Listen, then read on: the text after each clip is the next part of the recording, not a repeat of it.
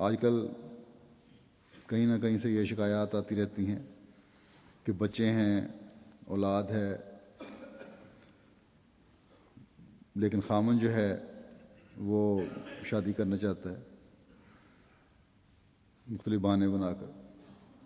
تو پہلی بات تو یہ کہ فرمایا کہ اگر انصاف نہیں کر سکتے تو شادی نہ کرو، اور انصاف میں ہر قسم کے حقوق کی ادائیگی ہے۔ اگر آمد ہی اتنی نہیں کہ گھر چلا سکو تو پھر ایک اور شادی کا بوجھ اٹھا کر پہلی بیوی بچوں کے حقوق چھیننے والی بات ہوگی۔ حضرت مسیح موعود علیہ الصلوۃ والسلام نے تو ایک جگہ فرمایا ہے کہ اگر مجبوری کی وجہ سے دوسری شادی کرنی پڑے تو پھر اس صورت میں پہلی بیوی کا پہلے سے بڑھ کر خیال رکھو۔ لیکن عملاً جو آج کل معاشرے میں ہمیں نظر آتا ہے، پہلی بیوی اور بچوں کے حقوق کی ادائیگی کی طرف سے آہستہ آہستہ بالکل آنکھیں بند کر لی جاتی اور اللہ تعالیٰ کے حکم کے خلاف عمل کر رہے ہوتے ہیں۔ بس یہ جائزے لینے کی ضرورت ہے کہ مالی کشائش اور دوسرے حقوق کی ادائیگی میں بے انصافی تو نہیں ہوگی۔ حضرت مسیح موعود علیہ الصلوۃ والسلام فرماتے ہیں کہ ہمارے نزدیک یہی بہتر ہے کہ انسان اپنے تئیں ابتلا میں نہ ڈالے دوسری شادی کر کے۔ بس بیوی کے حقوق کی ادائیگی اتنی بڑی ذمہ داری ہے کہ انہیں ادا نہ کر کے انسان ابتلا میں پڑ جاتا ہے یا پڑ سکتا ہے اور خدا تعالیٰ کی ناراضگی کا مورد بن جاتا ہے۔ میں نے حضرت صلی اللہ علیہ وسلم کی ایک دعا کا ذکر کیا تھا کہ آپ اللہ تعالیٰ سے یہ دعا عرض کرتے تھے کہ میں ظاہری طور پر تو ہر ایک کے حق ادا کرنے کی کوشش کرتا ہوں، لیکن کسی بیوی کی کسی خوبی کی وجہ سے بعض باتوں کا اظہار ہو جائے جو میرے اختیار میں نہیں، تو ایسی صورت میں مجھے معاف فرما۔ اور یہ ایک ایسی بات ہے جو انسانی فطرت کے عین مطابق ہے، اور خدا تعالیٰ جس نے انسان کو پیدا کیا اور ایک سے زیادہ شادیوں کی اجازت بھی پھر دی، جو بندے کے دل کا حال بھی جانتا ہے، جو اس کی پاتال تک سے واقف ہے، غیب کا علم رکھتا ہے، اس نے اس بارے میں قرآن کریم میں واضح فرما دیا ہے کہ ایسی صورتحال پیدا ہو سکتی ہے کہ بعض حالات کی وجہ سے تم کسی طرف زیادہ جھکاؤ کر جاؤ۔ تو ایسی صورت میں یہ بہرحال ضروری ہے کہ جو اس کے ظاہری حقوق ہیں ان کو مکمل طور پر ادا کرو، جیسا کہ سورہ نساء میں فرماتا ہے کہ وَلَن تَسْتَطِيعُوا أَن تَعْدِلُوا بَيْنَ النِّسَاءِ وَلَوْ حَرَصْتُمْ فَلَا تَمِيلُوا كُلَّ الْمَيْلِ فَتَذَرُوهَا كَالْمُعَلَّقَةِ وَإِن تُصْلِحُوا وَتَتَّقُوا فَإِنَّ اللَّهَ كَانَ غَفُورًا رَحِيمًا۔ اور اب تم یہ توفیق نہیں پا سکو گے کہ عورتوں کے درمیان کامل عدل کا معاملہ کرو، خواہ تم کتنا ہی چاہو، اس لیے یہ تو کرو کہ کسی ایک کی طرف کلیتاً نہ جھک جاؤ کہ اس دوسری کو گویا لٹکتا ہوا چھوڑ دو، اور اگر تم اصلاح کرو اور تقوی اختیار کرو تو یقیناً اللہ تعالیٰ بہت بخشنے والا اور بار بار رحم کرنے والا ہے۔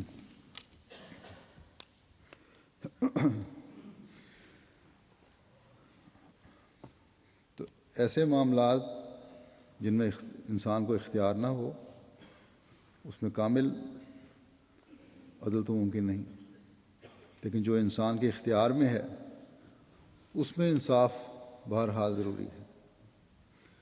اور ظاہری انصاف جیسا کہ میں بتا آیا ہوں کہ کھانا پینا، کپڑے، رہائش اور وقت وغیرہ سب شامل ہیں۔ صرف خرچ دے دیا اور وقت نہ دیا اگر، تو یہ بھی درست نہیں، اور صرف رہائش کا انتظام کر دیا اور گھریلو اخراجات کے لیے چھوڑ دیا کہ لوگوں کے آگے ہاتھ پھیلاتے پھرے عورت، تو یہ بھی درست نہیں ہے۔ بس ظاہری لحاظ سے مکمل ذمہ داری مرد کا فرض ہے۔ ایک روایت میں آتا ہے کہ حضرت صلی اللہ علیہ وسلم نے فرمایا کہ جس شخص کی 2 بیویاں ہوں اور اس کا جھکاؤ صرف ایک کی طرف ہو اور دوسری کو نظر انداز کرتا ہو تو قیامت کے دن اس طرح اٹھایا جائے گا کہ اس کا ایک حصہ جسم کا کٹا ہوا یا علیحدہ ہوگا۔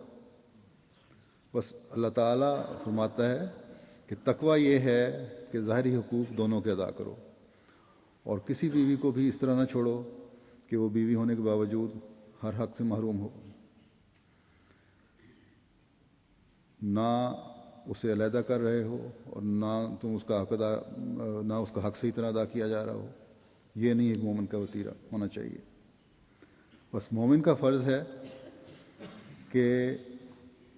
ان کاموں سے بچے اور اپنی اصلاح کرے جن سے اللہ تعالیٰ نے روکا ہے۔ بعض ایسی شکایات آتی ہیں، کوئی توجہ نہیں، ایک بیوی کی طرف زیادہ توجہ دی جا رہی ہے اور دوسری بیوی کو چھوڑا گیا ہے۔ پھر بعض دفعہ کسی بیوی کی بعض باتوں کا بہانہ بنا کر یہ کہا جاتا ہے کہ بلکہ ایک شادی کی صورت میں بھی دو نہ بھی ہوں تو بعض جھگڑے ایسے بھی آتے ہیں آئلی، یہ کہا جاتا ہے کہ نہ تمہیں چھوڑوں گا یا طلاق دوں گا اور نہ ہی تمہیں بساؤں گا۔ اگر قضاء میں یا عدالت میں مقدمات ہیں تو بلا وجہ مقدمے کو لمبا لٹکایا جاتا ہے، ایسے بھیلے اور بہانے تلاش کیے جاتے ہیں کہ معاملہ لٹکتا چلا جائے۔ بعض کو اس لیے طلاق نہیں دی جاتی، پہلے بھی میں کئی دفعہ ذکر کر چکا ہوں کہ یہ خود کھلا لے تاکہ حق مہر سے بچت ہو جائے، حق مہر ادا نہ کرنا پڑے۔ تو یہ سب باتیں ایسی ہیں جو تقوی سے دور لے جانے والی ہیں۔ اللہ تعالیٰ فرماتا ہے کہ اپنی اصلاح کرو۔ اگر تم اپنے لیے اللہ تعالیٰ کے رحم اور بخشش کی طلبگار ہو تو خود بھی رحم کا مظاہرہ کرو اور بیوی کو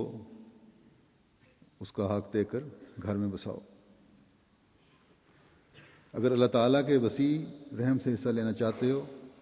تو اپنے رحم کو بھی وسیع کرو۔ اس جو میں نے آیت پڑھی تھی پہلے، اسے اگلی آیت میں اللہ تعالیٰ فرماتا ہے کہ وَإِن يَتَفَرَّقَا يُغْنِ اللَّهُ كُلٌّ مِّنَ السَّعَةِ وَكَانَ اللَّهُ وَاسِعًا حَكِيمًا۔ اور اگر وہ دونوں الگ ہو جائیں تو اللہ ہر ایک کو اس کی توفیق کے مطابق غنی کر دے گا، اور اللہ بہت وسعت میں دینے والا اور حکمت والا ہے۔ اس آیت میں اللہ تعالیٰ فرماتا ہے کہ اصلاح کی اگر کوئی بھی صورت نہیں تو کل معلقہ یعنی لٹکتا ہوا نہ چھوڑ دو، پھر اس کا حق دے کر آسان طریق پر اسے رخصت کرو۔ اور اگر یہ کل معلقہ چھوڑا ہے کسی مرد نے تو اس صورت میں بیوی کو بھی اختیار ہے کہ قاضی کے ذریعے سے خلا لے لے۔ بہرحال اللہ تعالیٰ فرماتا ہے کہ ایک مومن مرد اور ایک مومن عورت تبھی تقوی پر چلنے والے ہوں گے جب محبت پیار سے رہنے کی تمام کوششیں کریں گے، اور اگر یہ تمام کوششیں ناکام ہو جائیں تو ایک دوسرے سے شرافت سے علیحدہ ہو جائیں، اور مرد بھی آسان طور پر عورت کے حقوق ادا کر کے اسے علیحدہ کر دے، تو یہی مرد پہ فرض ہے اور یہ عورت کا حق ہے۔ اور کیونکہ تقوی پر چلتے ہوئے اکٹھے رہنے کی تمام کوششیں ناکام ہو چکی ہیں، اس لیے علیحدگی ہو رہی ہے، تو اللہ تعالیٰ فرماتا ہے کہ وہ اپنی وسیع تر رحمتوں اور فضلوں سے دونوں مرد اور عورت کے لیے بہترین سامان پھر پیدا فرما دے گا اور انہیں اپنی جناب سے غنی اور بے احتیاج کر دے گا۔ گو کہ مرد اور عورت کا علیحدہ ہونا ایک حدیث کی روح سے کے مطابق یہ ہے کہ اللہ تعالیٰ کی نظر میں انتہائی ناپسندیدہ فعل ہے، لیکن کیونکہ تقوی پر چلتے ہوئے اس رشتے کو قائم رکھنے کی تمام تر کوششیں جو تھیں وہ ناکام ہو چکی ہیں، اس لیے خدا تعالیٰ جو دلوں کا حال جانتا ہے، جب اس کی طرف جھکتے ہوئے یہ فیصلے کرنے پڑیں کہ علیحدگی لینی پڑے بحالت مجبوری، تو وہ اپنے وسیع ہونے کی وجہ سے دونوں کے لیے پھر وسیع انتظام فرماتا ہے۔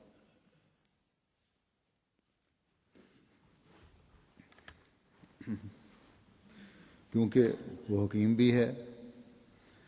اس لیے جو فیصلے اللہ تعالیٰ سے مدد مانگتے ہوئے کیے جائیں وہ پر حکمت بھی ہوتے ہیں۔